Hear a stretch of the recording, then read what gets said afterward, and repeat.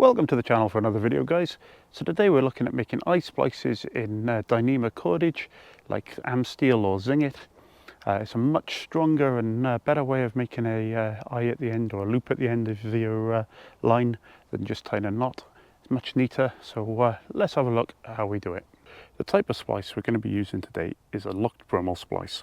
It's a really simple way of splicing these single braid Dyneema cords. So this is Amsteel, is 7/64 of an inch or 2.5 millimeters. But this technique will work equally well with any other single braid Dyneema lines. So I've got another video up on my channel about splicing continuous loops out of single braid Dyneema cordage. In that video I go into a lot more detail about all the different types of cordage, their different uses and the different strengths, going into a lot of detail about the loads each one can take. But these locked Brummel splices work really well with any single braid Dyneema cordage. This is Amsteel, 7/64 of an inch, 2.5 millimeters. But this technique will work equally well with Zing-it or anything else you choose to use. So let's get into it. We need to take some measurements. The easiest way I find to do this is to have the measurements marked out on a piece of masking tape, so it's really nice and clear what I need to allow. So the first thing we need to consider is how big an eye we want in our splice. So in this case, I want a 2-inch eye or 50 millimeters. So I need to allow for the fact that this 2-inch eye is going to have two sides. So it's 2 inches on this side, 2 inches on that side, giving me 4 inches in total. So that's what this bit is about. We also need to make an allowance for the extra space that the splice itself will take up. Now that's roughly 12.5 times the diameter of the line. So in this case, about 32 millimeters or 1.25 inches. Finally, we need to bury the end of our line to make a real nice, neat finish to our splice, but also to maintain maximum strength. So we need to bury about 50 times the diameter of the cord. As I said earlier, this is 7/64 or a 2.5 millimeter line. So 50 times that is 5 inches or 125 millimeters. And we're going to taper the last 10 times the diameter, so in this case 1 inch or 25 millimeters. So let's make our splice. So the first mark we're going to need to make is right to the end of this allowance. So we're going to measure that out right to the end of the allowance, and I'll pinch the line at that point and just expand it. So you can see I've expanded that out, which one has marked the point and two makes it easier for me to push my fid through at that point. Now this is an 8-strand Dyneema, so I want to see 4 strands on either side of my fid, so I know I've gone right through the middle. So that's good. So we can take the end of the line, push it into the back of the fid, and just pull it through. So there we go, we've got the line through. So that's great. So I'll take the end of the line and we're going to mark the other side of the eye now. So just take a pinch by there. Same again, expand it out, pass our fid through. Again, looking for 4 strands on either side.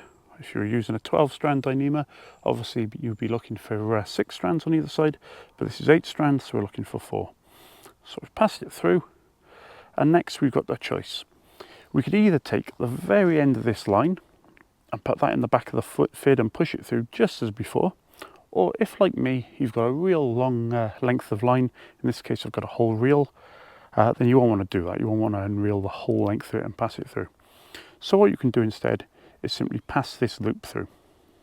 Now with some fids you'll just be able to put this loop in the back and push it through. With this particular fid, that's a bit difficult. So what I tend to do is I'll get a simple piece of wire that I've bent in half with a pair of pliers. This is just some picture hanging wire that I happen to have spare in the garage. But fold it over, push it back into the back of the fid, push that through,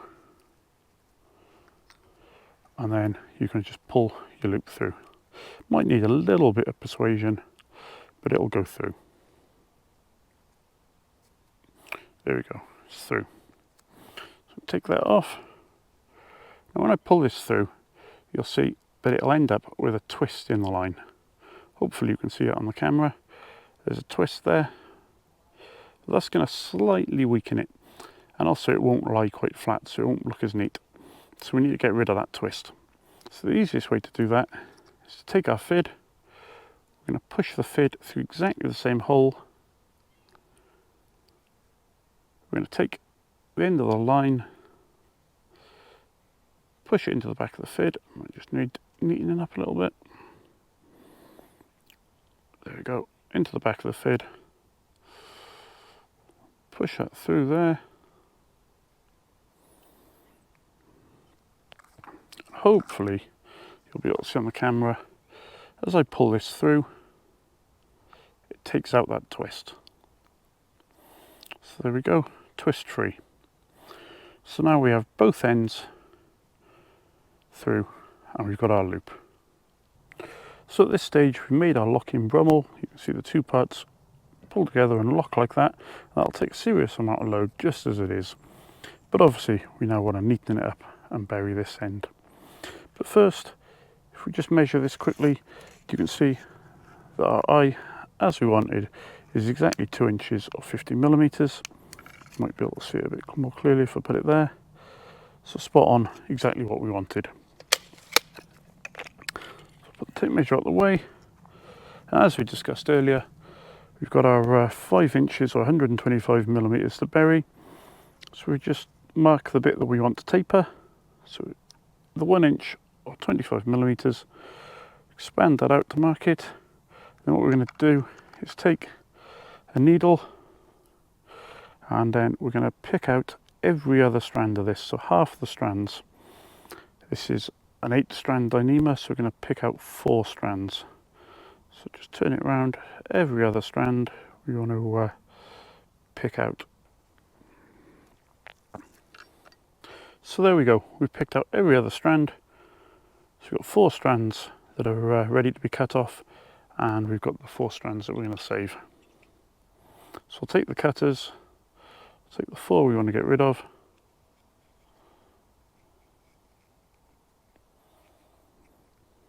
and we'll just chop these off. So there we go, put those to one side, and there we go, that'll be tapered at that point. So there's a couple of ways we can now go about bury this. We can either use a needle or we can use our piece of wire. I'm going to use the needle today, but first I'm going to use the fid to make a nice hole to feed our berry down.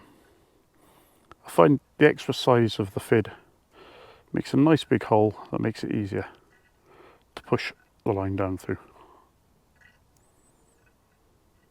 So just feeding this right down through the centre of the braid.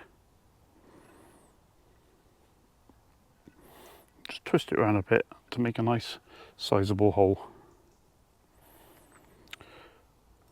So now with that done, we can put our needle down inside there.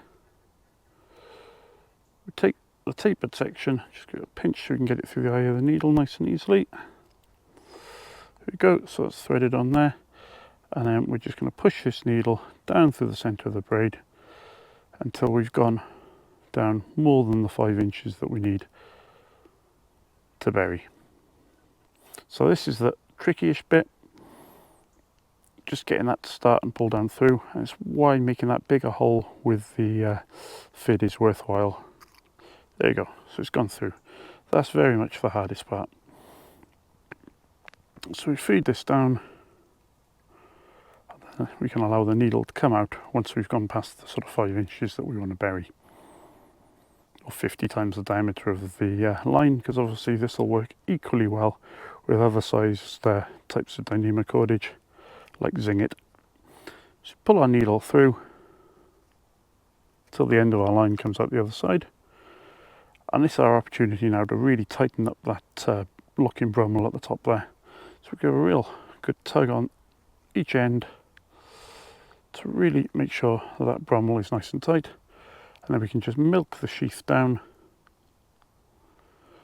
until our line disappears inside. We just continue to milk it nice and neat.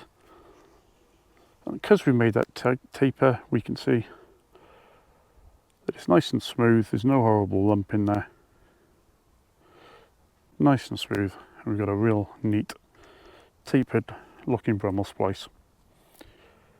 Now this being 2.5mm or 7/64 diameter Amsteel, this splice will take a strain of 650 kilos or 1,400 pounds. So it's really strong for a 2.5mm 7/64 size cordage. Real strong bit of line. So there we go, nice and neat. That's our looking Brummel Eye Splice.